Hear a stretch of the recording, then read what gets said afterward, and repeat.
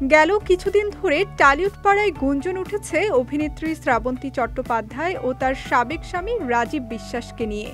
গুঞ্জনে শোনা যায় তারা নাকি আবার একত্রিত হতে চলেছেন। সব সমস্যার অবসান ঘটিয়ে তারা কি সত্যি নতুন করে আবার সংসার শুরু করবেন?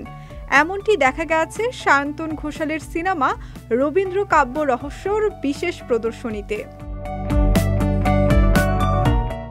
কালো সিকোয়েনের শাড়ির সঙ্গে মানানসই ব্লাউজ, গহনা আর খোপায় গোজা গোলাপের কুড়ি। রবীন্দ্র কাব্য রহস্য সিনেমার বিশেষ প্রদর্শনে উপস্থিত ছিলেন সিনেমার নায়িকা। সেখানে মুখোমুখি হওয়ার প্রবল সম্ভাবনা ছিল দুই সাবেকের। শ্রাবন্তী যখন দক্ষিণ কলকাতার আধুনিক প্রেক্ষাগৃহে পা রেখেছেন, তখন ঘাড় ফিরিয়ে তাকে দেখে নিয়েছেন রাজীব, যিনি অভিনেত্রীর প্রথম স্বামী। চার চোখের মিলন কি হলো তারপর? রাজীব শ্রাবন্তী কি মুখোমুখি হয়েছেন, কথা বলেছেন? টালিউড বলছে তেমন কিছুই নাকি ঘটেনি। তবে শ্রাবন্তীর সঙ্গে কাজ করায় আগ্রহী তার সাবেক স্বামী, এমন কথা একটি গণমাধ্যমে নিজের মুখে জানিয়েছেন পাগলু সিনেমার পরিচালক।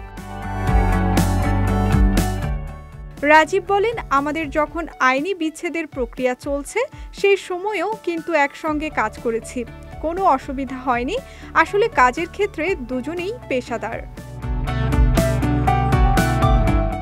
শ্রাবন্তী আরও দুবার 7 পাকে বাধা পড়েছেন।